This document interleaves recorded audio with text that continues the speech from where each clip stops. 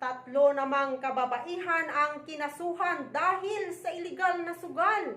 Ang detalye sa balitang yan, ihahatid sa atin ni Police Staff Sergeant Precious Barroso mula sa bayan ng Pusurubio.